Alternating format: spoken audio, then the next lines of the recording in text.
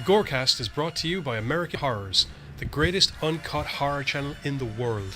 24 hours a day, 7 days a week, all horror.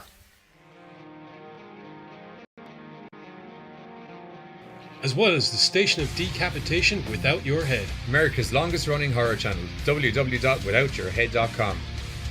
The following program is rated TV MAL. It contains strong language and is intended only for mature audiences. Viewer discretion advised.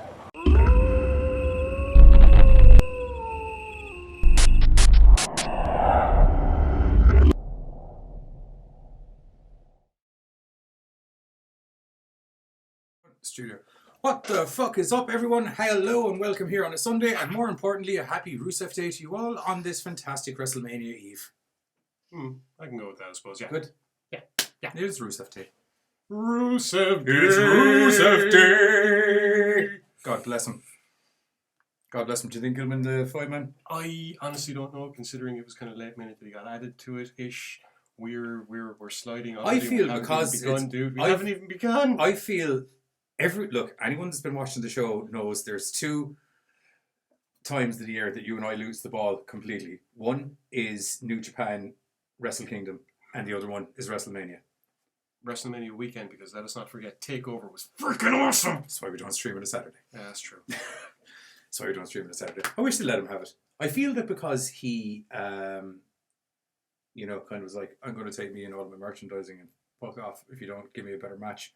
Oh, the Rusev bit. Yeah, so I feel maybe that could also lead to, I'm going to take me and my merchandising and fuck off unless we have a belt. Anyway, that's all the wrestling I'm going to do for the moment. For the moment. It's going to happen. I know. I'm aware. Yeah, okay. We are basically going to be taking a look at 3 films this week that we got screeners for because this many. EC3 films. Couldn't even go 5 fracking minutes, could you? Movie. Anyway, taking a look at 3 screener copies of films that we got sent in, which are all due for release at the end of April, start of May. Yep. Yeah. That'll do. One full-on, blood-curdling, terrifying, nightmarish story about a family that just happens to have bought the wrong house. Yeah. And 2 balls-to-the-wall, insanity-loving horror comedies that are just always going to earn a place in our hearts for various different reasons. Yeah. I mean, one's a little more off the wall than the other one. Yeah. Distinctly. Well. Drastically. Yeah, okay. One of the films, we'll get into it later on, but let's just say there was a point where I actually had to stop and go, so this would be what it's like to see a film that me and him put together. Because it kind of, it was insane. Yeah, but we'll get to that later. Will we do the first film? Yeah. Or is there it's a film you and I put together, and then I went, I need you to get these scenes shot while I go to lunch. And then I came back, and you had left me with, I feel. We'll get to that later. It is apt, trust me. First movie. House on Elm Lake. Because one of the bonuses of movie review night is you don't have to listen to myself and Giz waffle on about the history of what we're talking about. Unless there happens to be a correlating tie. The history of Elm Lake it was a movie that began a year whence, but now it whences came, and the movie is here. Thou art completeth, for viewingeth pleasureth. Yeah, that's fine. Yeah. I'll accept that. That's fine. Yeah. So anyway, when Eric, Haley, and their youngin' Penny, is it Penny? It is Penny. Decide to move into the picturesque house on Elm Lake in order to kind of get a new beginning on life. You can take this away for a minute, just for you. Okay. Kind of get a new beginning on life. They don't expect to accidentally be, basically walking themselves into kind of a Amityville horror type situation. I wouldn't say I'd say damn close to an Amityville horror kind of situation. That's why I said Amityville horror like situation. Yeah, I agreed. Yeah. As I said, they're there to make a new start. Eric is going to be taking over the local garage, or so he thinks. Unfortunately, he gets down to the local garage only to run into the local doomsayer, whose name I can't remember, who informs him the end is nigh. Pretty much, yeah. Not only is the Bugger off, the end is nigh. Not only is the garage not going to be given to Eric, Eric practically has to beg the dude for a job, because it's like, it's my garage. I didn't hear nothing. The guy that hired you died of a heart attack. We had no idea what he wanted. No, my garage. Then he informs him, oh yeah, I'm after moving into that house on Elm Lake. What? That place? Oh. In this night! Ruined it for the rest of us, so it did. Ruined it for the rest of us. You need a good things. doomsayer and a kind of a paranormal driven to help. I think they're here. I think in this case, it's just to kind of drive home the point that that house. Oh, that house. To be fair, the In New Orleans. To be fair, the opening scene kind of does give you the sense that probably something as horrible is going to happen when you see an entire family getting butchered. Cult movies, if I shared this to your page twice, I apologise. I think I didn't. But it's not long in the house that things start to go astray when, strange noises can be It's heard. about 25 minutes Into the film? into the movie when things start to go astray. I was trying to be... Anyway. I don't know what the fuck I was trying to be, but I didn't realise it was 20 minutes. Did it really take 20 minutes? Yeah, well, because there was a good little bit of backstory in the opening scene. Yeah, that was Initially. that snappy 5 minutes of the old dude butchering his family. No one escapes. Yeah, and then there was them kind of settling in and some creepy mumbo jumbo starting to happen. It was about the 20-minute mark and stuff really started to get a bit... Yeah, I think the first thing was I've got the flu. Penny all of a sudden had a new doll. That was it. Penny had a new doll and then the mother And a comes new in. imaginary friend. Yeah, and the mother comes in and she's sitting under a sheet with him. And there's blatantly two people there, but when she lifts the sheet, there's It's only only one. Is it Max his name? No, it's like Tim or something. But Penny insists that her new imaginary friend is giving her sound advice.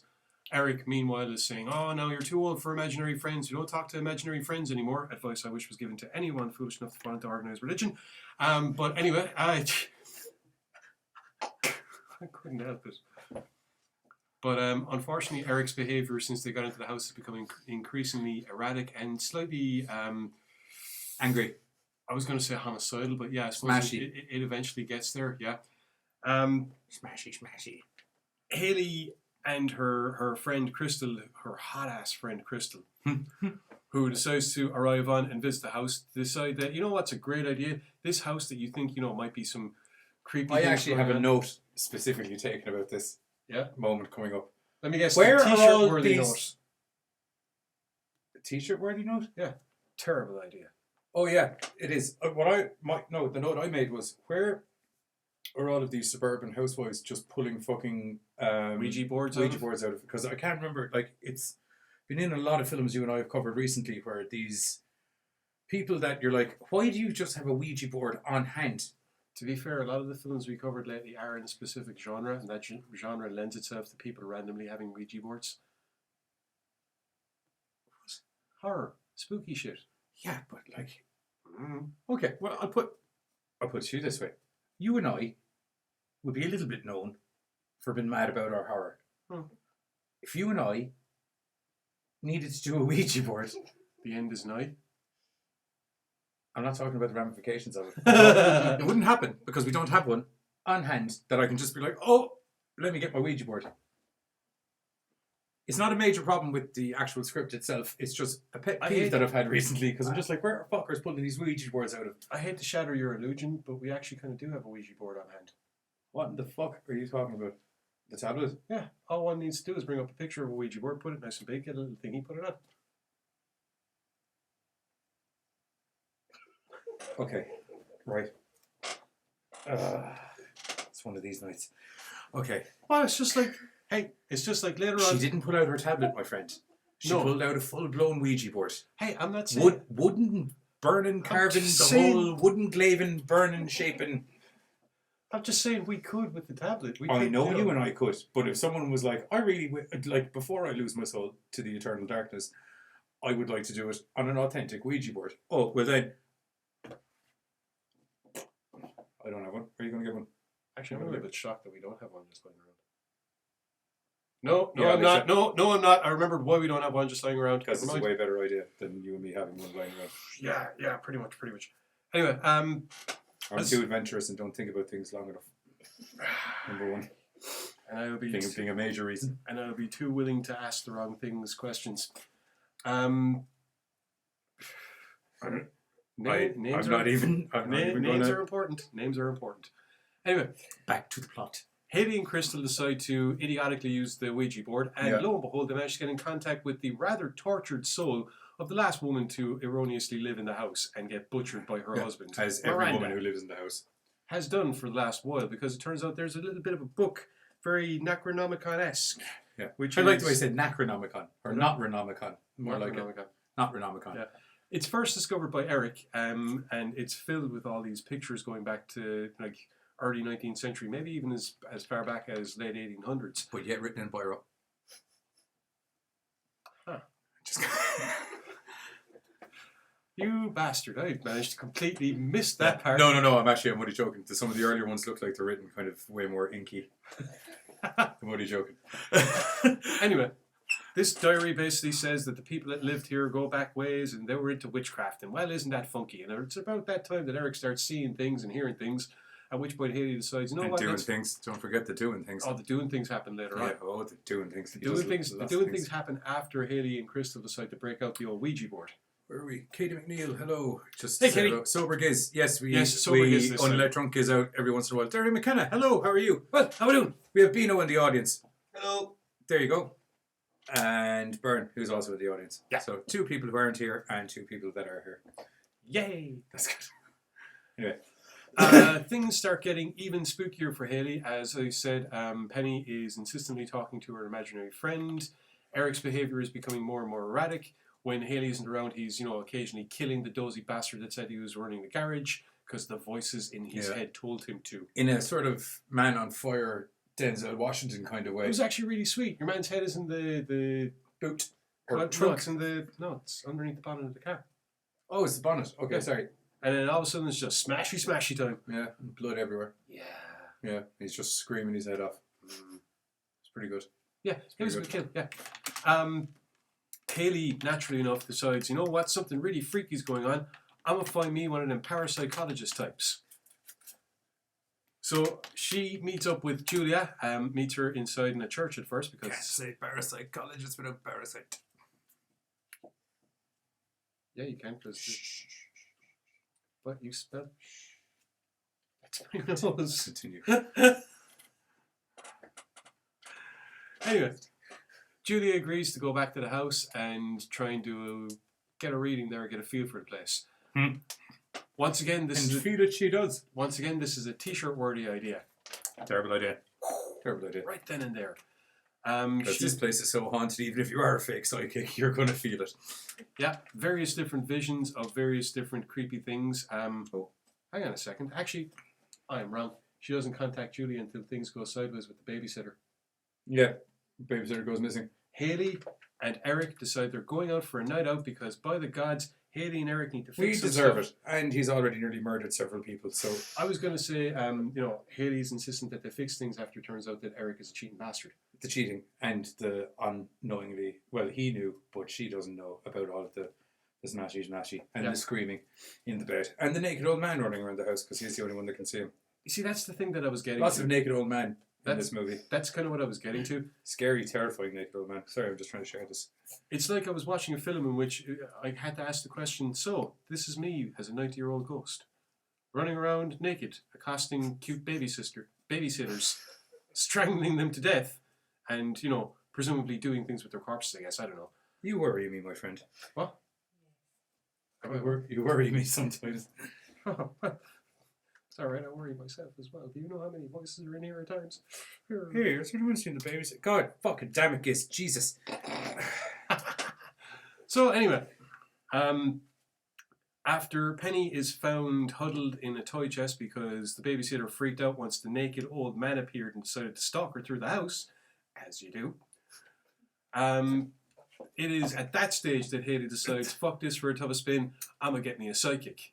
She brings in Julia. Julia does a read of the house. It is a terrible idea. Yeah, Julia gets confronted by the husband, but not the husband, it's the old man within the husband. Because as it turns out, at this stage, the old husband is channeling Satan, which is represented... No, it's the new husband with the old man channeling Satan. There we go. There's a biological equation for man into man into man. Or demon into man into man. Yeah, so yeah. Well, demon into spirit into man. It's a bad day for Julia. Yeah, and her husband, Although it's a good day for the who's viewer. possessed as fuck. Although it's a good day for a viewer because I like the scene where she sees the now naked babysitter in the shower covered in blood. Yes, it was terrifying. Yeah, terrifying. I'm trying to keep it on par, buddy. So am I. It was a good scene. It was a good scene. Anyway, Julia He runs. was also the makeup artist, if memory serves me. Yes, she is. Correctly. Actually, she's a makeup artist on several films. And I lost her. Give these digital notes. Diddly-diddly-dee. They're all gone. Digital notes. Racking them out. I hit the wrong button. Nice. Yeah, no, not nice. They're gone now. I'm still sharing. I noticed. There's so many platforms and I only have so many fingers. So, as I said, Julia runs screaming from the house and is next seen again, huddled somewhat hysterically in a church because it's the only safe place, because that's Satan's house. And she has to get her family out of the house. They need to get out of there right now. They need to get out of there. She's not going back to the house. It is not happening. She's staying in the church where it's all nice and safe. Because fucked up shit in that house. There's a lot of fucked up shit in that house. Mm. A lot of fucked up shit in that house. There's dead babysitters. There's cheating friends. There's old man demons. There's young children demons. There's very angry old lady demon with the She was. Hang on. To be fair, she was not a lady demon. She was a ghost trying to. lady ghost, whatever. She was the ghost trapped in the house because there was a really creepy scene where Eric is in bed straddling that screaming fucking ghost. Yes, I remember. Oh, I literally watched the movie with you. I know. Yes. Predominantly. After this is basically a tailspin in which Eric becomes more and more possessed. The film basically shows us this by continuously switching visuals between Eric and the old dude, I suppose we're going to be calling him.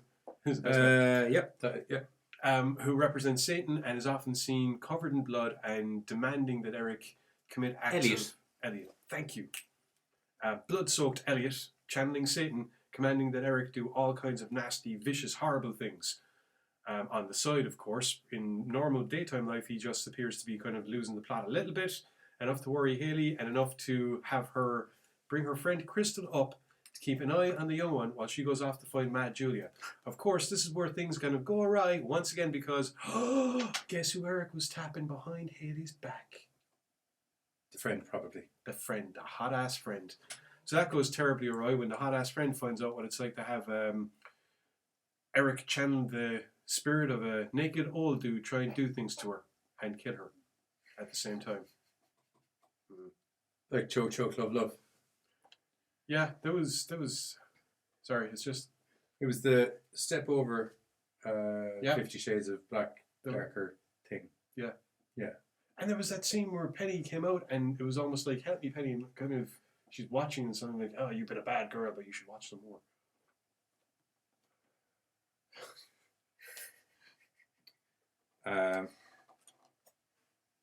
Didn't get that bit, no, to be honest. What? Everything about the character is just 100% out and out blood, gore lust, and complete inhibitions. Yes. Yes. Right. So strangling Crystal, looking up, seeing Penny standing there. The child, by the way, that he said he's going to be claiming. Yeah. Claiming you. So, yeah, kind of, you're watching. And then he freaks out and says that she's been a bad girl. I'm all cheered out. Actually, it's at that stage that he decides to go do a horrible thing with the pillow. Yeah. Oh, yeah. Oh, yeah. I did like that. Yeah, Takes balls. We Don't agree with, like, real life. Don't agree with what happened. We're not going to say what happens. We were watching the film. The scene happened, and exactly the way that I knew it was going to happen. Goddamn hippies. You set up and went, huh? Look at that, balls. You got called a pair of goddamn hippies. Who did? Who'd you think? By who? Who'd you think? Oh, him. Yeah. Well, I suppose he'd know actually. What? He's seen us out of our gourds. He has seen us over gourds, yeah. Lots of people have seen me out of my gourd, to be honest. Yeah. Last week everyone saw me slightly out of my gourd. But anyway, that was a fun time. I'll take your word for it. I don't remember much of it. I'd say you don't. Dude, I went back and I watched the start. I completely forgot that I did the whole bit explaining what the siege You was. showed up and said, I need pizza. I said, I just ate food. Then you said, will you order me pizza? I went, I don't want any pizza now. You were like, that's fine. Get the 16-inch. I went, fine. And then the 16-inch arrived. I went, but that's for you. And I was like...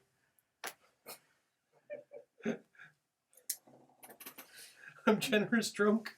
Oh, like any other night I would have been, fuck yeah. But I'd literally just eaten massive dinner. Sorry. Slayed it though. I just remembered. Felt quite ill afterwards actually. I'm sorry. I apologise, but I just got a flashback of him. Last week's show was very well timed between Giz sobering up at home and me dying. Slowly. Anyway, back to the film. We're nearly finished on the film. We're nearly finished on the without film. giving any more extensive plot points away. Haley arrives back to find Chris. Is not out yet. Yeah, good point. Yeah. We're going to stop That's why talking about the story there because I completely forgot that this is not the night of the... Yeah. House on Elm Lake basically does a very good job of giving a rendition, because I'm sorry, it's the only way of putting it, of the kind of story that we've seen exemplified in Amityville Horror. Couple moves into the house, they have their skeletons in their closet, the house has all kinds of bad juju, and it goes a little bit paranormal activity-ish as well in certain, not so much as in filming style, it's still shot cinematically, not like a found footage kind of movie, but some of the bedroom scenes and some of the stuff that happens in is very paranormal activity. Yeah, in a good way though, it's tastefully done. I like it. Sometimes it gets a little bit naff. Yeah. And I think they dodged the naffness. I'll be honest, I think what they try to do is take the ECW approach. Accentuate the positives, hide the negatives. We can't do all this stuff, but we can do this. Yeah. So let's do this in such a way that we give the idea of doing that. Okay. Yeah. I think it was a very quick description without being able to give any details of anything away. Yeah. The film is, quite frankly, it does take a while to get going, but once it does go off the walls. I mean, you're sitting there kind of going, fuck, was not expecting to see that kind of stuff happen. When the demon gets demony, shit gets good. Lots of naked old man though. Yeah, I suppose it adds to the creepiness that you have him like appearing over the side of a bed or over the side of a car going, kill, you must kill. I will actually say all three movies, the killers have been quite naked? Good at just, no, not naked. I was going to say good at just kind of popping up out of nowhere. Wait, who's the other naked one? Oh yeah, okay, but in Bus Party to Hell. Yeah, the killer's kind of naked. Some of them, they all pretty. We'll discuss that later on. Will we do the House on Elm Lake trailer, and then we'll come back and we'll do Bus Party to Hell. Yes. If you guys Party Bus to Hell. Party Bus to Hell. Sorry, I have Bus Party in my head for some reason. I know. At least it sounds like the movie, opposed to last week with the just a wrong movie completely. Dude, you were lucky I was even here. I know.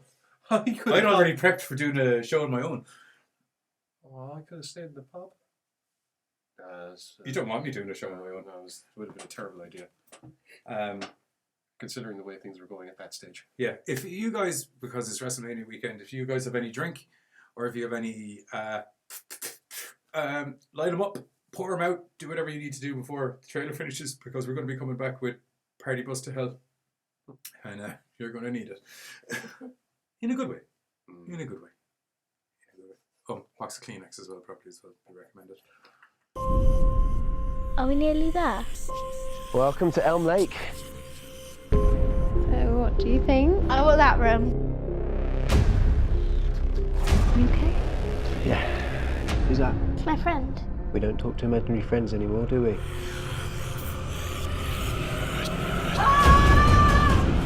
So, what was the origin? It's a journal, and I think it belonged to that man. Evil can manifest itself in many ways. It's within us all. He just seems to be getting worse. He's changing. He's different.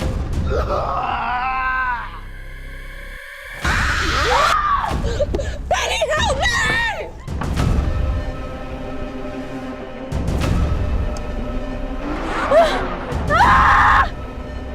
It's evil.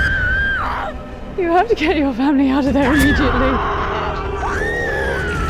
My house.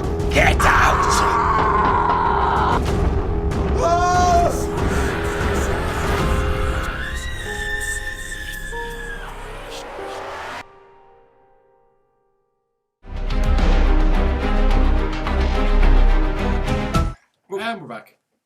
Good Lord.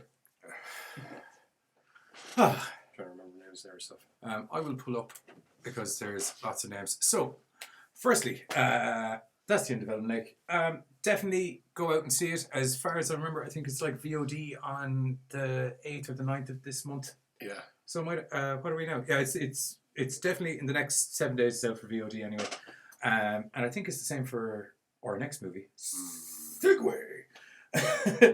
I think it's the same for our next movie, which is Party Bus to Hell, which I'm going to say is one fucking entertaining motherfucking hell of a movie. 5 minutes in and I was hooked. 5 minutes in and I was hooked as well.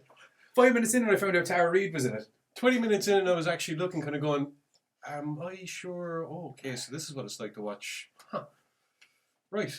So this is what it would be like to watch a film that Johnny started and Giz kind of came in and took over a little bit for. The disappointing thing about that, viewers, is that on the TV show Have We Had American Horrors, we've done 3 short films. So.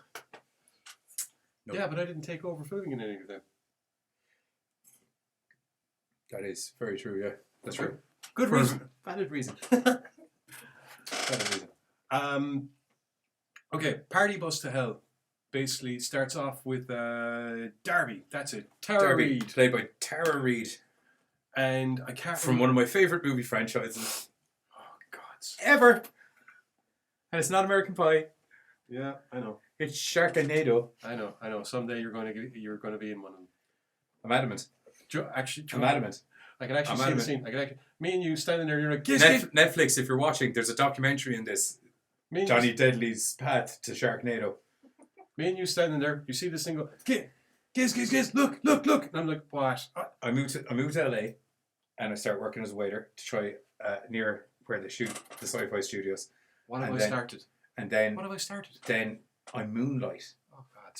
This is where the Netflix hook is. You see, this is because you can tie it into the DC thing.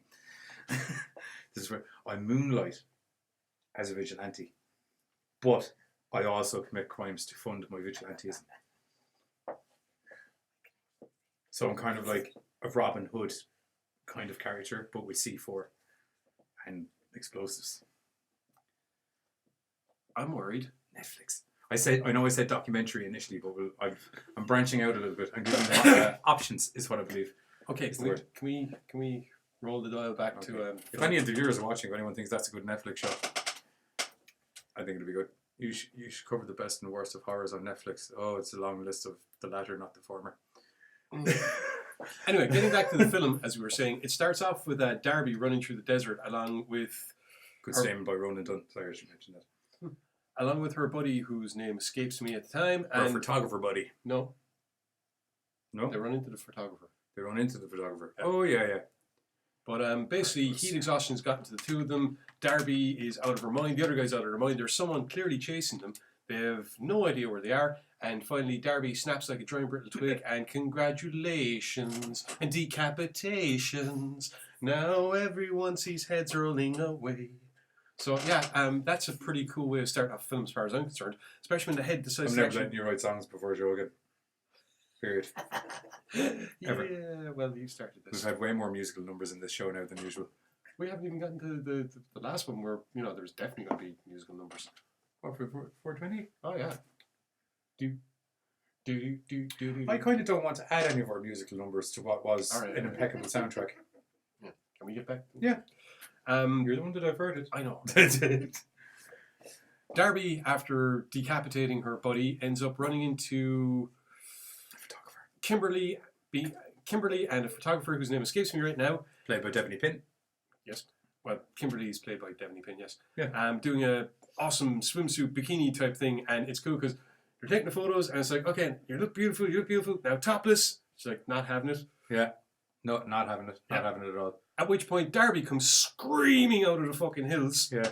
And the photographer does apparently what photographers do. He took photos. I actually said to my girlfriend as we were watching it that I was like, if he doesn't take photos now, I'm going to be like bad acting. And I was like, yeah, no, that's okay. That's good.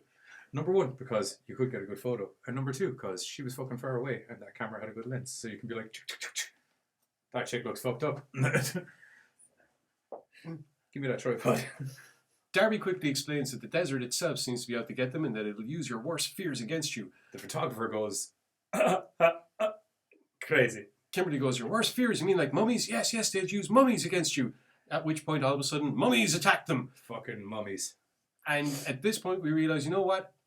This film is going to be so much fun. This film is going to be hilarious. It's going to be brilliant because in the midst of the mummy attack, we get a money shot because the photographer gets his wish and you want his topless while being like attacked and everything. It's like, hey, yay, and does his job and takes more pictures until he gets, gutted.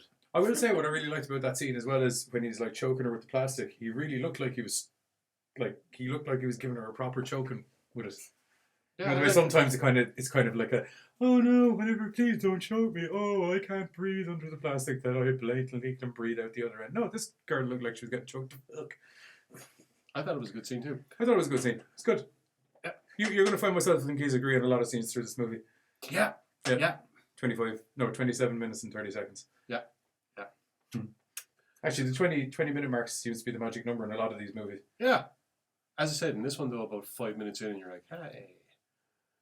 Oh, this wears its heart in its sleeve. You know what this is very quickly. This doesn't have sleeves. Because it's in the desert? No, because they're all in the nip. I'm going to say, look, mate, they might have been in the nip eventually. Some of these people, it's not like there's, just to clarify, audience, it's not like there's just 50 naked people running around. It's only about 10. Until about 27 minutes and 30 seconds in, then there's definitely more than 10 people. But they all had clothes initially. After the initial opening scene with Darby, the photographer, the mummies, the death, the destruction, we come to Lara, who is leaving a car proclaiming that she ain't that type of girl, dirty scumbag, and then happens to run smack into one of the most awesome tour buses I ever saw because it's Nemesis Prime. Yep, it's a pretty nifty tour bus. It's Nemesis Prime. It has an Autobahn logo on the front and it's all black and there's spiked wheels and it's awesome. I knew when you said the word Prime, I was like, he's talking about Transformers. Man, with that scene where you saw the front of it, I was like, yes! Blood-soaked Autobahn logo, cool! So anyway, Lara has heard it onto this bus by, by Joan, the polite tour conductor, who is basically saying, on or off, well, this bus is free, we're heading to Burning Man. On you go. All you got to do is give a gift. It's a party bus. Yeah. And sure enough, there's stripper poles and there's black lights and there's booze and there's lady with not a lot of clothes on and then there's ladies with lots of clothes on but yet still revealing everything. Yeah. So 5 minutes in, Lara's off her gourd hanging topless from a pole while some cute lesbian chick tries chatting her up and various other people use various other different sexual innuendo jokes because there's a lot of innuendo. Innuendo, yeah. Yeah, and to be perfectly honest, the humour is good. It's actually hilarious just because they're using the right amount of tongue-in-cheek gags, the right amount of one-liners, and the right amount of pop culture references that you're able to look at the film and go, you know what? They're taking the piss out of themselves. Yep. Which means that whatever the hell happens, you can go with it. They don't take themselves seriously. They're not trying to do anything too serious. You can laugh at the gags. You can laugh at the absurdity of stuff. Let's go! And go they fucking do. Woohoo! Like into a desert. It's not just due to the absurdity. I mean, like the characters, you get stuck into the characters. Like, I found myself getting really engrossed into this as I was watching it. Outside of all of the crazy satanic worshipping scenes and things like that. Like, the story really starts getting you. I'll be honest. For me, the story was kind of like an interesting thing, but it was more an excuse for insanity and laughs and fucking blood and... Yeah, but that's because that's what the story decided, that there was going to be loads of... It's not like they were like, I want satanic orgy, and I want this, and I want this. Now, how the fuck do I put all this together? There's a story that leads you to these bits. Wherein... And the craziness escalates. Yeah. Relatively steadily. All the time. Yeah. Right up until the credits, actually. There's just mad shit happening. Right up until the credits. You have, in this film, because we're not going to get into the plot, because, as you said... It's not out yet. Yeah, exactly. Or I think it might just be out. Yeah. Basically, bunch of people stranded in the desert. It's a terrible, terrible thing. As we've seen, the desert is a terrible place to be, especially when it turns out that the nomads in the desert, well... they want to get a little bit handsy with people, and as a result, it just Handsy is one word. One lady ate a snake. she didn't want to eat the snake. I'm not saying that she did or didn't. I It was was- merely saying that a lady ate the snake. That was another example of some prime lines because that's happening, and it's just, oh my god, that was disgusting, that was horrible, that was Pardon me a actually. moment. I'm just going to pull out my what I like to call notes, because there was, just as you said, prime lines. I remember taking a note of one or two specifically. You mean like that scene? That was horrible. That was disgusting. That was really hot. Yes, there was one thing I wanted to mention, that just before all of the Satanists arrived, there's a girl that goes off to take a pee, Yeah. and she goes off over the hill to take a pee during the daytime, and then And I was- and then all of a sudden it's absolutely jet black, and I was like, how far did this lady walk to take a piss? That was one thing I noted, and then there's another line at about 23 minutes in that I thought was very funny. That was, she's dead. It's a side effect of being murdered. Yeah. I thought that was a great line. Brilliant. I thought that was a great line. That pee thing actually baffled my mind for about. I was like, wow. What's the name of the main character? Or not the main. What's the name of the? Peter was the guy with the glasses. What was the Peter name was of the guy with the glasses. What was the name of the guy with the red shirt? Rail. Oh my god, he had a red shirt. Rail. Oh, okay. Played by Nicholas George. He delivered most of the really cool, straight-faced, one-liner type stuff. Okay. Because, like, at I first, do, oh yeah, I'm a dentist. I'm just fucking rich. I said it to Pam that I was like, I hope the Gorecast gets big enough or something someday that some guy someday will be like, oh hi, my name's Dr. Rick, and I'll be like, hi, fucking loaded. How are you? Just so fucking rich you wouldn't even. he's there talking to Peter at one point, right? And Peter. he's like, fucking, I gave up a trip, you brought me out here, we're stuck in the middle of the desert, fuck's sake. If I'd known it was going to be like this, I could have just borrowed a plane and flown and we could have jumped in. Yeah, people in power jumped in before. That was an option? Just kind of looking going, huh, okay. It's like the Lord of the Rings question. Why the hell didn't everyone just Yeah, jump onto one if of them Gandalf- flying fucking eagles? If Gandalf was always able to hop on an oversized eagle and make his way from one place to the other in the space of one movie, why did he send 12 men, 8 of which all met their deaths through 2 books, 2 movies and a half? Because you're forgetting the sneaky aspect. Marketing. No, Oh, they needed to sneak in. oh, yeah, the sneaky aspect. Yeah. But you see, from what I can tell, right, is they had the ring. Hang on a minute, folks, we'll be back. From what I can tell, they had the ring. So all that was involved in resolving this was Gandalf just be like, "Can I have that there?" And then That was, no, can't. No, Gandalf can't touch it. just no, can't touch this. Gandalf can't. Okay, bring fucking Frodo face. On the back of the eagle. Throw Frodo on the back of the eagle. Tie him onto Gandalf. Nazgul. Yeah, just low dive over the Nazgul. Who? Big flying things that the Dark Knight, that the fucking ring wraith sat on. Okay, take the dwarf. Okay. Okay, here you go. Take the dwarf. And old furry feet. And Right. big beard. Okay. Right? Dwarf can handle the Nazgul. Frodo holds the ring. Gandalf throws the bird. They fly towards the volcano. Plop. Movie over. I'm not getting into this with you and pointing out the ludicrousy of your argument. Well, I Putting think, apart the fact that there's no way Gimli's going to be able to fight properly on the back of an eagle when he's got like fucking I can 9 tell you, Nazgul little lass. I can tell you, little lass Gimli can fight in the back of an eagle better than fucking. Can he Nazgul. fly, Bobby? Can he fly? He's. Are we talking about the guy who's? We're talking about Gimli, the first Are time. we talking about Gimli who's riding on an eagle with Gandalf, the man made of magic? Barrel roll. Gimli goes bye-bye. Wave of a hand, Gimli turns into a fucking dragon. I don't fucking know. It's Gandalf. He can do anything. It's fucking Gandalf. Clearly he can't because he needed a fucking hobbit to frog march a fucking ring up a mountain. For the laugh. That's what I'm saying. That's what I'm saying. Gandalf is like God. Lots of stuff happens via him just for the crack. That's all I'm saying. Kind of like the Master and Party Bus to Hell. I could give them the I direct was route. trying to segue us back into the I film, could dude. get them the direct route where they could get stuff solved, or I can send them a long way around, sit back for a bit, see what happens.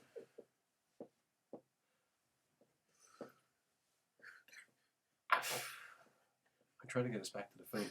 I don't want to argue this point. Anyway, back to the I'm trying film. to argue the point with you, though. Anyway, Just back to the letting film. you- Our main characters are in a bus trapped in the desert and they're about to get invaded by a bunch of satanic worshippers. We back now? Yep. I'm good. Satanic worshippers. Tops are out, bloods are out, and everyone's locked in the bus. And they've also established that their bus driver isn't actually their bus driver because the woman who's wearing the bus driver's uniform, who's actually the bus driver, is buried in the undertrunk of the bus. Just to give you a little heads up, as a sort of bollocks that these guys are dealing with up in the desert. Yeah. Suddenly remembered, can't get too into the plot. Yeah, I know. I was looking at you kind of going... Bear with us. We've been doing a lot of themed shows recently. Just takes a little bit of time to get back into the plain old review side. Yeah. It's all good. Yeah. It's all good. All in all, I think because we've been talking about this relatively long enough, cinematography was good in it. Yeah. Music was fucking awesome. The music was brilliant. Music was awesome. Some really good... Scenes. I know. There was some really... Yes, there's some really good scenes, kids. What? Those deaths were awesome. I know. The deaths were good. Use of practical effects in it were epic throughout. Yeah. I would say, as much as we were saying it's cheesy and everything like that, the acting was fucking on point. Remember, a film cheesy is good as long as the film knows it's cheesy, accepts it's And as cheesy. long as the guys and- delivering the cheesy lines know how to deliver them properly. I was going to say, it turns itself into cheddar. Nice, white, mature cheddar. Fuck yeah. Best type of cheese. Okay. White, mature cheddar, people. There you go. I was unaware it was the best cheese. I go for an old yellow. I go for a red. I'm a red cheddar kind of guy. Red cheddar. Or Stilton. Do you ever have Stilton? Yeah. No. It's got blue in it.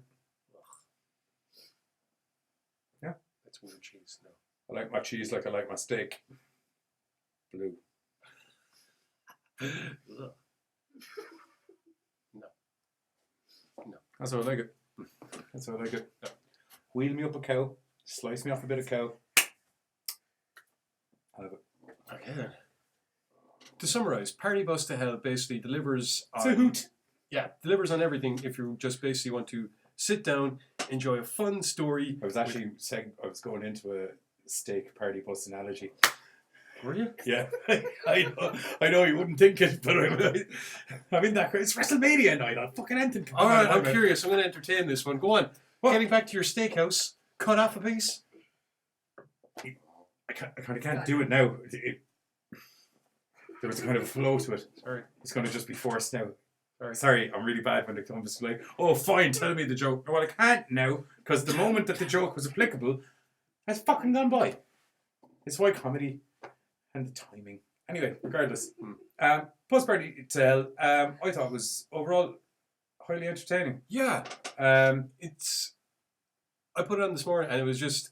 From the moment the film comes on, you're just sitting there kind of going, this is great fun. There was about 30 seconds at the very start where I was like, what the fuck is this? And then everything unfolded and I was like, I didn't even realise how fast the movie had gone by until it got to the end of the movie and I was literally like, I really fucking... Yeah. That was fucking awesome. To be fair, I think when the head starts talking in that opening scene, you kind of know that you're in for one of those rides. Yes, that would have been around the point that I was like, what the fuck? Absolutely great movie. If you have time to download it, it's out in VOD and stuff. I think it's now, because I think it was 6th or something. I have dates mixed up, but it's either, not unlike the last movie, they're all out around this week. So make sure to download that because it's absolutely great. And we'll lead you into the trailer for Bus Party to Hell. Party Bus to Hell. Jesus. Party Bus to Hell. Maybe we could ask them to rename it just so that we don't keep fucking it up. No, I couldn't even get a pizza shop down the road to rename themselves. So, and it was a good rename in the defense of them. 4 Seasons, who you should have called Epic Pizza.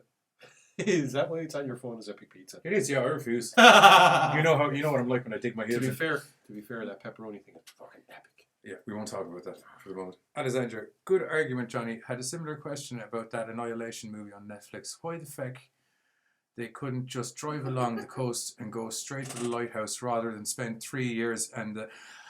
Ali, I'm going to have to leave you and head into the trailer on this note. You're fucking right.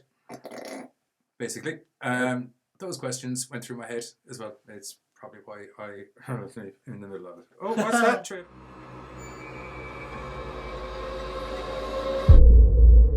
When I get back, I'm gonna sue this bus company for every penny that they're worth. Ah! Get away from me! It's me, Ivy. Open up. Where is that thing?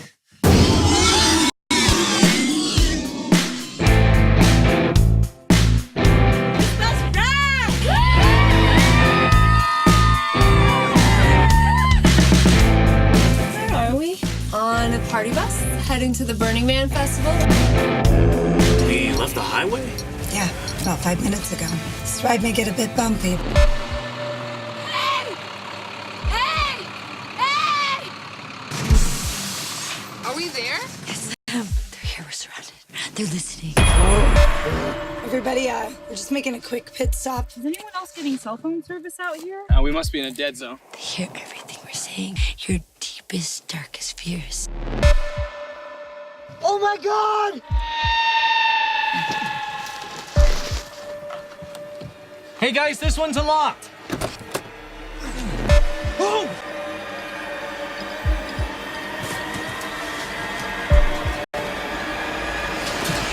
We entered hell. It's making you Crazy? I'll show you crazy. It's gonna be the night of your life. This is all my fault. But I'm not the leader. I'm just a servant to the chosen one.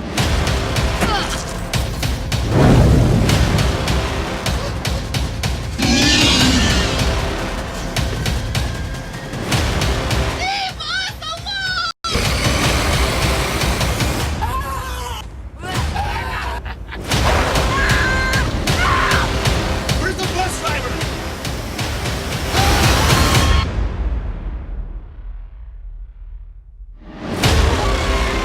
I hate mummies.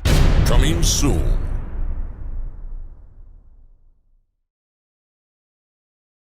One. I just realised I'm out of caffeinated beverage. That's unfortunate. Oh dear. Anyway, Nummy. that was a trailer for Party Bus to Hell, and as you can see, it is completely off the walls, mad ass fucking comedy horror of the highest order, is filled with cheesy one-liners and fantastic pop culture gags, and But is don't also in the defense. Not that we're shitting on the movie because we're not. no, I think it's quite the brilliant. opposite. It's fucking But awesome. in the defense of the movie, on a serious level, the gore is fucking primo. The visual effects are really, really well done. I really liked there was about 30 or 40 minutes in, the music sounded really Mortal Kombat / the disco scene from Blade 1. A little bit. Was that the thing when things went a little bit? It hectic was in the just desert? as about a horde of Satanists showed up and started rocking the Yeah. bus. Yeah. Because in this movie, if the buses are rocking, rock it more. Yeah, because odds are there's people already knocking. In the bathroom. Yeah. Party Bus to Hell, as we said, available on VOD either now or some stage this week. Make sure to download it because it's definitely worth a watch if yourself and your mates are all over having time. It's a really good... it's a fun film to just... Yeah, there's enough action scenes and stuff without dialogue that it's a good kind of party movie where you could sit down and watch it and pretty much stay tuned into the movie but still be able to kind of chat away. Yeah. And everything, but still be highly entertained. Great movie. Really enjoyed this one. Really enjoyed this one, actually. It was just funny. I haven't had it like a super funny horror. As I said, there was just... Or not Chainsaw Kitty, actually, I thought was hilarious. As I said, there was just that point in the film where I kind of sat there and kind of went, I can see it now. He's got the camera set up. He's doing it all. He's got all the horror scenes set. And he's just gone, Giz, I'm going to step away for a minute. Can you take care of this stuff? And when you come back, it's all... Katie McNeil says that looks decent. That's because it is, Katie. Well worth That's a watch. the film I told you about earlier on that you would just fucking love. Hello, Rachel Carraway. Oh, hello. Who else we got? Everyone else is just in. Okay, right. So, Martin, how are we getting on? Oh, yes, Martin Green. Forgot about that. Right, so next up we have... Oh, first of all, there was a screening for the movie 420 Massacre earlier in the week over on this very cool community where if you're a big fan of horror and you're looking for similar-minded horror people where you can sit down and chat and watch some horror and talk about some horror and discuss some horror and Everything horror. There's an app, you can get it on the App Store or you can get it on the Google Play Store called Horrormino, where you're able to go over and make sure to look up the Gorecast because we're on it. But there's a very cool guy who's a YouTube commentator called Demented Pictures who does some really cool stuff. I will throw a link up in the comments feed later on to his YouTube page. Make sure to go over and give it a like and to share and all of that because he does some really cool shit. But he arranged this really cool screening for 420 Massacre, where we got to sit down on Horrormino and watch 420 Massacre with its director Dylan Reynolds. Dylan Reynolds, which is really cool because you don't usually get to sit down with a director and kind of shoot the shit and while watching the movie. And I will say, initially, because you hear me mentioning pacing a lot in the movie, one of the things that I noticed while we were all watching it together was, as much as we were kind of chatting during points, when you're supposed to go quiet in that movie, everyone in the room will go quiet in that movie. He's able to play an audience very well, I think. You feel the whole rhythm of the movie the way you're supposed to feel it. And I would say thank you to Dylan Reynolds and 420 Massacre and Demented Pictures and everyone at Horrormino for letting us join in on that because it was very, very cool. Plug out of the way. Plug out of the way. Now onto the main event. 420 Massacre. Oh, you bastards. I'll back to later. Man later. Right, movie got him, kids. Not kids, adults. It's just like the good old days. Remember that very first episode? It's exactly like the very first episode where we smoked fake marijuana for purposes of the not screen. Okay, so where do we begin? 420 is a day over in. It's also Hitler's birthday. Just in case you didn't know, just throw that out there. You find out over the course of the film. Don't worry. Oh yeah, sorry, I forgot that was actually in the movie. I thought that's where you picked it up. No, someone on Horrormino, someone on Horrormino in a really weird way just dropped it into a completely unrelated non-420 conversation, and then we were all like, "That's a bit weird." And then it was brought up in the film. Oh yeah, no, I remember it was brought up in the film. But regardless, 420 Massacre tells the story of 5 girls who are heading off for one of their friends' birthdays up in the woods. I'm just going to pull up all the name of the cast here. Because there's what I really liked about this, and hashtag women's movement and all of that. Hashtag women's movement and all of that is all female lead cast. Yeah. Which was 420 the documentary. That is not what I'm looking for. Basically, Aubrey, Donna, and Rachel have decided to take their friend Jess camping for her birthday. Yeah. Rachel has also decided to invite along what might be her played latest by conquest. Jamie Bernadette. She's decided to invite along what might be her latest conquest, Michelle. So the 5 women decide that they're all going camping, have a laugh. She's in NCIS or New Orleans. I Spit on Your Grave. And I Spit in Your Grave. What's the name of it? Deja Vu. There we go. I think that was the one I had to mention. Anyway. But they decided to go camping up in the woods, and unfortunately, these woods also have some rather hardcore weed salesmen. Weed salesmen. Well, no, growers. Weed Hey man, I was just wondering, have you been not happy with your marijuana supply recently? I'd like to hook you up with a new marijuana supply. www.marijuana supply. That's not what happens at all. These guys are growing weed out in the middle of the woods. Yeah, and unfortunately, Buddy and his buddy Doug. Actually, I should have said Doug and his buddy. Yeah. Decide to get it into their heads that they're going to take some of it because it's just there for the taking, which is a terrible idea. Which I have to say, I'm going to super props to Buddy because I think the little interaction, I won't get into the full dialogue with the girls, but the little interaction he has with the girls after everything happens with him and Doug, I thought he acted that really well. He was that right level of freaked out, crazy / Buddy's a little bit simple anyway. See, this is another one of those cases where you put on the film, and within the first few minutes, you're able to sit there and kind of go, A, it's this kind of film. B, I'm going to enjoy this. And C, they're actually basically just acting it out the way that you would if they were actually in those places. And I love that. It was one of the things I really noticed about this was everything felt very natural. Yeah. There was no kind of forced acting. Any of the little... I dare I say, cheesy moments. I wouldn't even call them with cheesy. Ranger Rick and the Hunter. Yeah. Ranger Rick was cool because Ranger Rick's a great character. While hiking, He's like an onion. Yeah, there's layers to Ranger Rick. While making their way to the campsite, they run into Ranger Rick, as I said, who basically gives them a warning about the weed sellers, not to cross them. They're mad bastards. They're not like hippy dippy guys. They're full on cartel motherfuckers. It was that beautiful kind of like Tarantino, Rob Zombie-esque kind of conversation where he shows up kind of like the bumbling, I like drinking a couple of beers while I'm on the job. Yeah. You know, I don't take my job too seriously, but as he's warning you... girls are growing up there on your own, are you? Yeah, but as he's warning you about the marijuana and stuff, you're like, there's a little more to Rick than I think is going on. And then you just realise that Rick's just a crazy motherfucker, to be honest. I kind of like the way that he left him. Like, he builds it up. You're thinking, okay, he's one of those kind of guys fucking bumping. And then all of a sudden you're kind of like, no, that's actually his way. And he's being deadly serious about girls. I'm serious. Here's a map. Go to your campsite. Have a good fucking time. If you go up around this area, people go fucking missing. Just leave it. Yeah. Unfortunately, they have the bad luck of running into someone that went up the mountains, and things go terribly, terribly wrong. Yeah. Hashtag pray for Buddy. Yeah. The film itself is just resplendent with all kinds of awesome music, which, well, to be perfectly honest, all original soundtrack, which is brilliant. It's all stoner music. It's all stoner music, but like it's all very. It really sets the tone for the movie really nicely. Everything, I have to say, the synchronicity of everything in this movie, like the color grade, the flow of the movie. I will say a little bit of the chit chatting around the campfire was a little bit long in places, but he really built up the characters and the character development of these guys throughout the movie really well. And I think the dialogues around the campfire, though they were a little bit long, they weren't boring, if you know what I mean. They were all kind of integral. What they did was basically give you a reason to actually give a fuck about the characters, you really as opposed to just sitting you back really feel and for these enjoying girls, and when people start getting hacked up. Do you want to know what it is, right? Because of the nature of the film, because it is so good. I would love to know what it is, guys.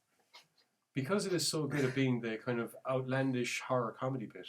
Yeah. If you don't have a hook whereby you actually give a fuck about the characters, then you're just going to sit back and you'll enjoy the film, but at the end of the day, you won't remember it quite as much. I wouldn't even call it a full-blown horror comedy, to be honest. Like some of those deaths are hilarious. Some of the deaths are hilarious. But I'd say it's what this is really is it's a really good true to blood old school slasher movie with 21st century overtones. At the risk of sounding a little bit up my arse. As a description. I just call it a comedy horror because once they're able to start poking. Sorry, it's when you say stuff like overtones and things like that, audience, you feel like, it's kind of like, it's like one of those original slasher horror kind of things with 20th century overtones. Yeah. At the end of the day, while you can look at Party Bus to Hell as being slapstick horror. Yeah, but that is slapstick horror. You can look at 420 Massacre as being a more traditional style of comedy horror in that... I'd call it a more traditional style of horror that has the right little elements of comedy in it as the old traditional slasher would. You've seen Broken Lizard's Club Dread? Yes. It was like that. Yes. Kind of balls to the wall comedy horror, but storyline that makes you give a fuck about the characters. Okay. Actually, you give more of a fuck about the characters in this than you kind of do in... You most certainly do. That's why I'm saying it's not like your normal... comedy horror. It's got slight comedy elements to it, but it's relatively true to the ground slasher movie. Here's one of the things that we loved about this film. The killer. Yeah, that is exactly what I was going to say. The killer. The first time you see him, right, you're given the impression that maybe they're doing some monster bit. Yeah, like is it a weed monster or some sort of shit like that? But you soon realise, no, he's just in a ghillie suit. Thank you for reminding me of that word. You're very welcome, my friend. I mentioned it the other day. As you and I discussed, something about a ghillie suit lends so much credibility to a killer, because it's like, especially when you see how this guy goes around the movie killing people, because this guy doesn't lumber through the woods waddling after you kind of like, oh, I'm going to kill you. This guy will disappear.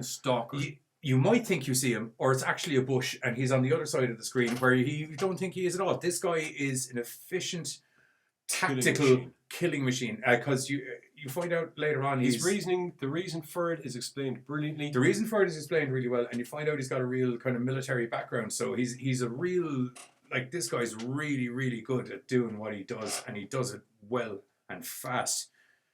And a lot of the kills, especially when all practical effects, pretty much. as well, which I enjoyed. Yeah, and whenever they're, because of, once again, the nature of the film, because it has to be this way, there are times when the victims have obviously taken a hit. So what does the killer do?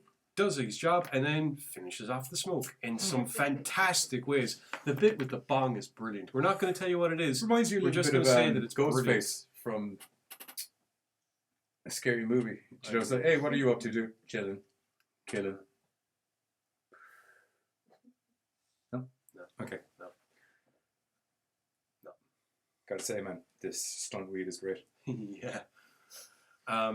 Speaking of, that bong that Donna had was fantastic. Fantastic bong. I don't normally go for bongs just because, they're great, but they're not as relaxing for me. This thing was awesome. If you would like one of those really cool bongs, I believe the name of the company is in the credits because... Yeah, it is. And there's a website with a plethora of equally cool, if not cooler. Yeah. I'm getting excited. That's my excited face. Yeah, clearly. One of the other things that's really cool about this film is just the bits of humour. Hello, Anthony Joseph, and hello, Owen Harvey and Ross Hatton. Hi, boys. How are we getting on? The way the humour is done is nice. It's subtle. It's realistic. It's not as mad. It suits the kind of the tone of the movie. Yeah, as I said, it's not as madcap as some other films are. But then again, the film itself takes a very serious tone in regards to the reasoning for the killer. Yeah, and the kind of context of the story where it's going. I would actually put it akin, like the kind of the serious comedy level with Friday the 13th 2. It's a relatively serious slasher, but with these cute moments of levity. Yeah, cute moments of levity, kind of stuff like that. Yeah. Like when the two girls are down by the lake with each other, I thought was very good. Yeah. Very, very good. Yeah. In a storyline way, thank you, because like this isn't in the storyline way for me. Because I thought it played like everyone's characters really played off each other 100% naturally. Like you could buy that these chicks all hang out, like in real life.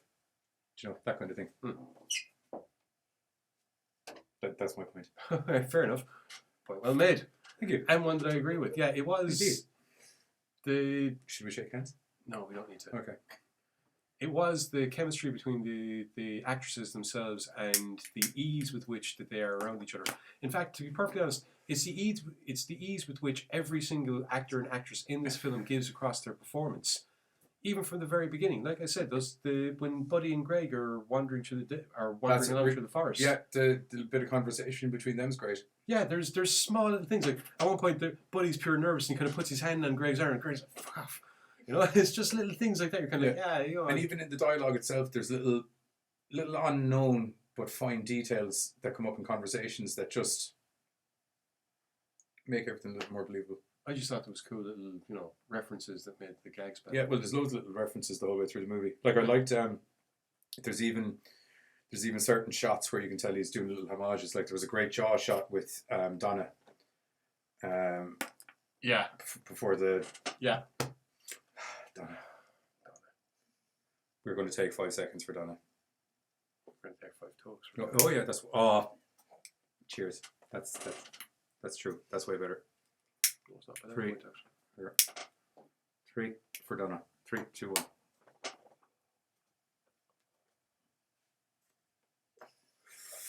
I'm just going to do 5 seconds. Yeah, me too. Good stuff. My mom's going to be so proud of this episode. None of my family can watch. Where is she? Where should find out? Anyway, the interactions between the characters are the main hook when it comes to, the vested interest of the audience, which means that you kind of get taken by surprise when all of a sudden the fucking killer just appears out of goddamn nowhere because he's a fucking stealth machine. Yeah, all the time. All the time, 24/7. He Every flashes in front of Ranger Rick at one point, not that kind of way. Oh, kids, you cheeky monkey. And even Ranger Rick is like, what the fuck was that? And it's just really, really well done. I love when he's driving along and he's got the can of beer and he's trying to pour the hip flask into the can.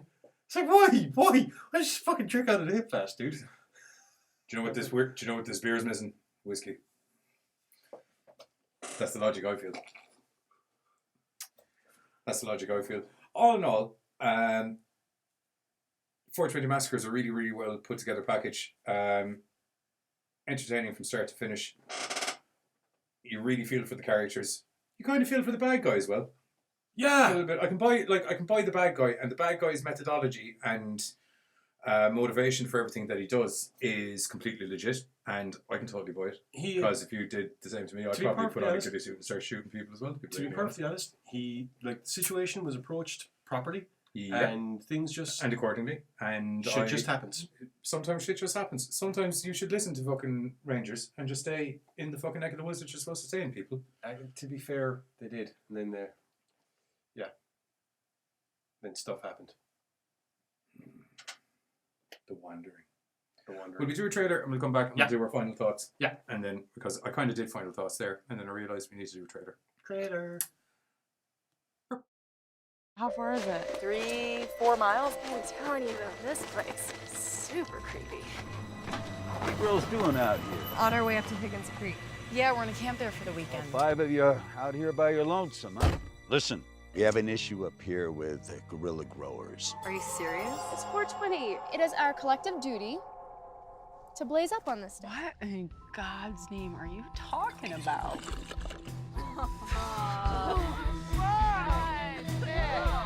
Happy birthday. Love you.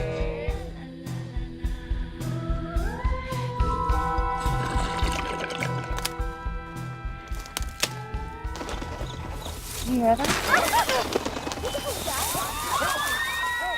Help me! It's coming for me! Why would someone want to kill you?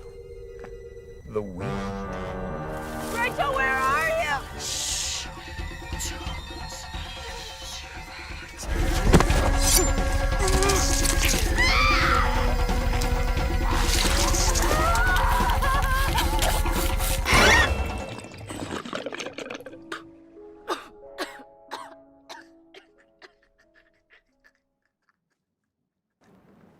So high.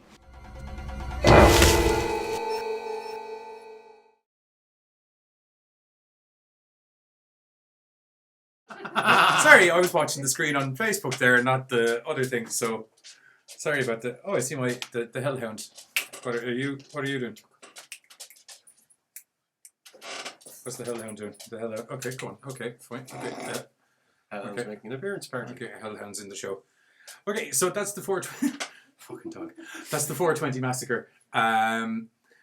Absolutely great work with Dylan Reynolds. Yeah. And I have to say, Jamie Burnett's acting really stood out. I thought she was really good. How can I put this without the interactions between her and Ranger Rick later on in the movie, I think, are fucking really good. It reminded me of Sarah Connor nearly to a certain extent. Yeah. And anybody that reminds me of Sarah Connor is good in my books. Although standout performances by everyone, really. It's just I think she really, really stood out. And Ranger Rick stood out for me as well because he was a fucking seriously really brilliant. cool character. Yeah. He is fucking cool. He's a bit Daryl Dixon. Yeah. He's a little bit Deputy Doofy. Or a little bit Dewey, not Deputy Doofy. There's a little bit of a Dewey-ishness to him when you first meet him. And then he goes a little bit Daryl Dixon. All in all, great movie. That's out for VOD this week, 100%. Make sure to get it. It's well worth a watch. And maybe, I don't know, Friday next week, throw it on. Light a couple of beefy. Oh, yeah. That's the 20th. Yeah, 420. 420 next Friday. It's out on the 6th. Which? 420 next Friday. So you will probably, a couple of biffies. Download that. Probably download Killer Pong as well, I suppose. We might do a 420 episode. Oh, dear. We might do a 420 episode for the crack. Oh, dear. Yeah. Oh, dear. It'll be fun. Oh, dear. It'll be fun. It'll be Friday. So that's what I do on Friday anyway.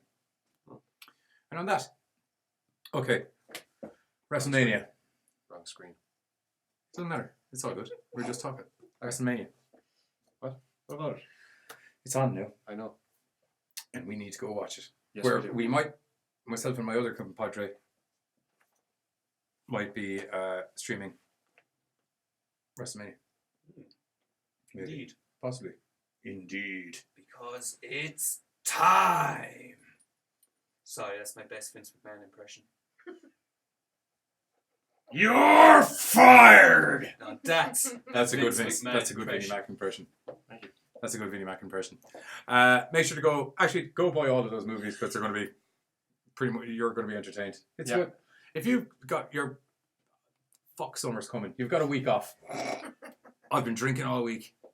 I could really do with just a Saturday night in. What am I going to do for 6.5 hours? 12 about 140. About 5.5 hours.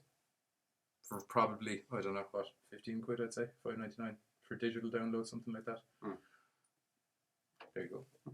Some entertaining cinema for you from your homes. Put it on. Watch it.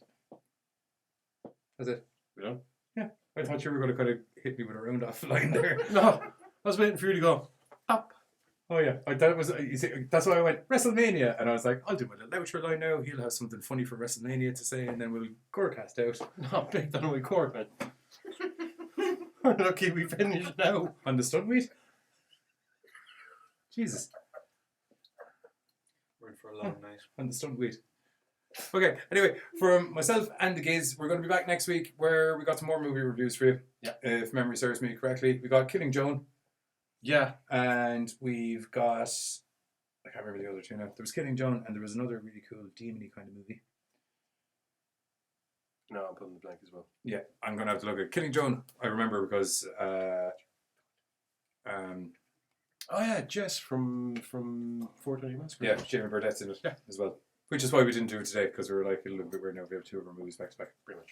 So, next week, Killing Joan and some other shit. Not shit. Definitely good. That's all good. Okay, so for myself and the Gays, Gorecast out.